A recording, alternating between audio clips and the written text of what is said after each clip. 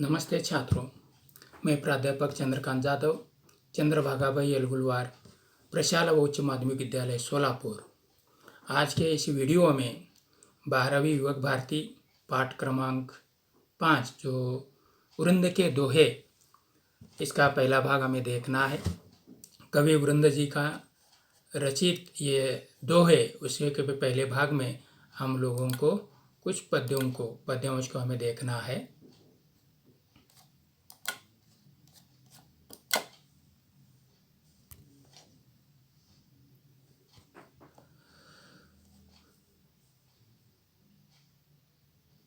पद्य क्रमांक 5 आ वृंद के दोहे, कवि वृंद।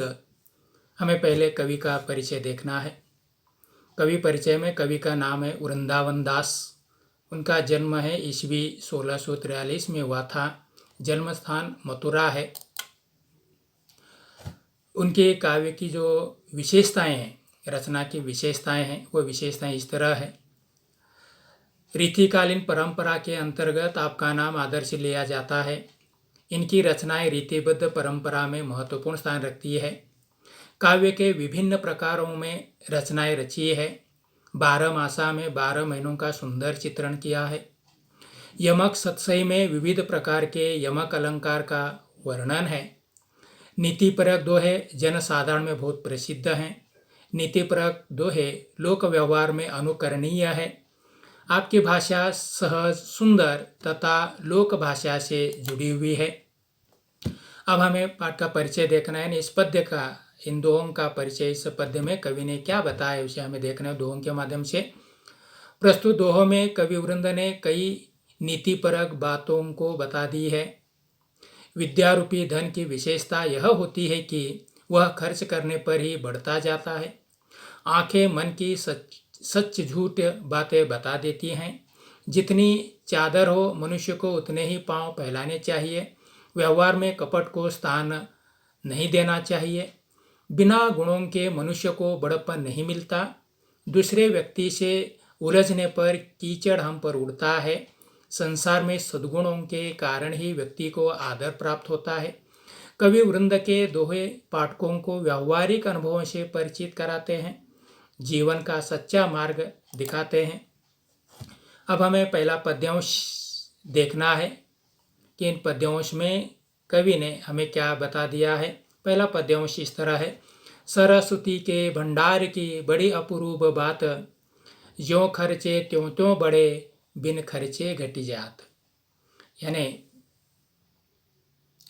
कवि वृंद जी ने इस पद्यांश के द्वारा यह बताना चाहते हैं, सरस्वती यानी सरस्वती, विद्या की देवता सरस्वती। अपूर्व यानी अपूर्व यानी अनोखी ऐसी बात। जो यानी जितना खर्च किया जाता है, त्यों त्यों यानी उतना ही, घटी यानी कम हो जाना।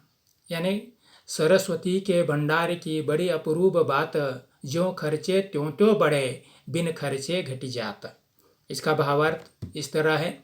कवि वृंदावन दास जी ये कहना चाहते हैं कि ज्ञान रूपी भंडार की बात अलग है, यानी अलग अनोखी बात है। क्यों ऐसा कवि यहाँ पर बताना चाहते हैं कि माँ सरस्वती के ज्ञान का भंडार है।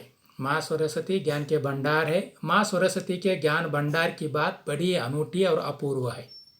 यह ज्ञान का भंडार जितना खर्च किया जाता है उतना ही बढ़ता जाता है, और यह ज्ञान भंडार खर्च न करने पर घटता चला जाता है।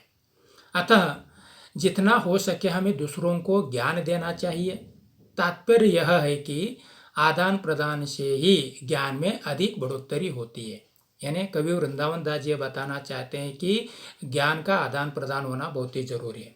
हमारे पास जो ज्ञान होता है वो दूसरों को देना चाहिए। दूसरों को देने के कारण हमारे ज्ञान में वृद्धि होती है। इसलिए कवि ने सरस्वती के भंडार की बात को अपूर्व ऐसा कहा है। और जितना खर्च किया जाता है उतना वो बढ़ता रहता है। धन के बारे में अलग बात है, धन खर्च करने पर घटता जाता है। लेकिन यह ज्ञान रूपी धन जो है, ज्ञान रूपी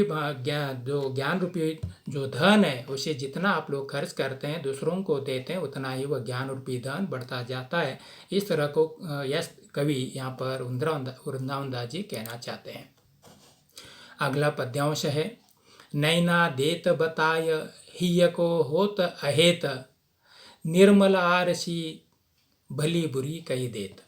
कवि वृंदावन दास जी इन पंक्तियों के द्वारा यह कहना चाहते हैं कि हमारे आँखें जो है मन की सच्चाई को बता देते हैं। आँखों को जबान नहीं होती, जबान को आँखें नहीं होती, ऐसा जो कहा जाता है, लेकिन फिर भी आँखों से हमारी मन की सारी सच्चाई सामने आ जाती है। वह किस तरह कवि वृंदावन दास जी बताते हैं। कवि वृंदावन दास जी कहते हैं कि मनुष्य की आंखें मन की सारी अच्छी और बुरी बातों को प्रकट कर देते हैं, अर्थात मन की अच्छी और बुरी भावनाएं आंखों में छलक पड़ती हैं।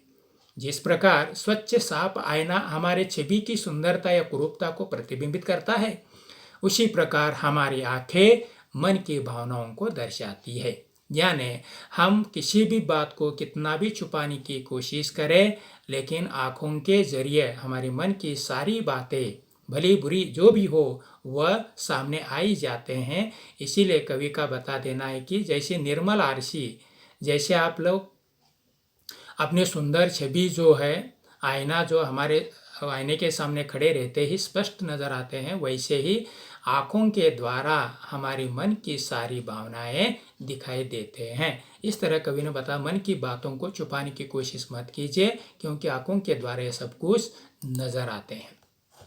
अगले पद्यांश है,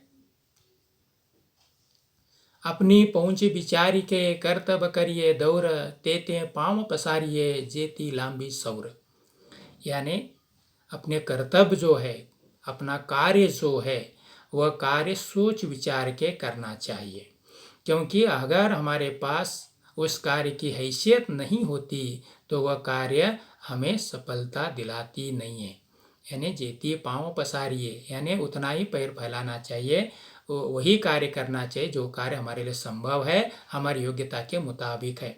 हर कार्य करने से पहले उसकी योग्यता को जांचना जरूर है, क्या हम लोग उस कार्य के योग्य हैं। तो कवि क्या कहते हैं हमें देखना है। कवि वृंदावन दास जी ने मनुष्य को अपनी योग्यता के अनुसार ही कार्य करना चाहिए यह संदेश दिया है। वह कहते हैं कि जितनी लंबी चादर हो हमें उतने ही लंबे पैर फैलाने चाहिए। मतलब क्या है, जितने हमारे कार्य करने की क्षमता है, योग्यता है, वही कार्य हम लोगों को करना चाहिए। अगर हम लोग कोई बड़ा कार्य करने की सोचते हैं, करना आरंभ करते हैं, अगर हमारी योग्यता नहीं होती तो हम उसमें सफल बिल्कुल नहीं होंगे। इसीलिए कहते हैं कि जितनी लंबी चादर हो हमें उतने ही पैर फैलाने चाहिए, अन्यथा हमें परेशानी का सामना करना पड़ता है।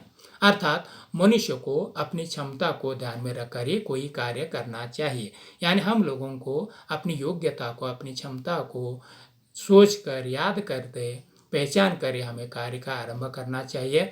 आप लोग किसी बड़े कार्य को करना आरंभ कर देते हैं, लेकिन आपके पास अगर हैसियत नहीं होते तो इसमें हम लोग सफल नहीं होते। इसीलिए कवि वृंदावन दास जी यहाँ पर बताना चाहते हैं कि कोई भी कर्तव्य यानी कार्य पहुँच विचार के यानी सोच विचार कर करना चाहिए। लंबी सौर उतना ही पैर फैलाना चाहिए कि जितने हमारे चादर है। नहीं तो आप लोग चादर की लंबाई को बिना जांचे अगर आप लोग सोना चाहेंगे तो आपका सिर तो, आपका मुंह तो खुला रहेगा, नहीं तो पैर तो खुले रहेंगे। मतलब यही है, बिना सोच समझकर अपनी योग्यता को बिना जांचे अगर कोई काम आप लोग करते हैं तो आपको असफलता का सामना करना पड़ता है। इसीलिए कवि का बता देना है कि अपने कार्य को सोच विचार कर करना चाहिए, उससे पहले हमारी योग्यता को जांचना बहुत ही ज़रूरी है। अब हम इस पहले भाग में इन पद्यांश को देख लिया, उस अगला भाग जो दूसरे पद्यांश हमें देखना है। तब तक के लिए धन्यवाद।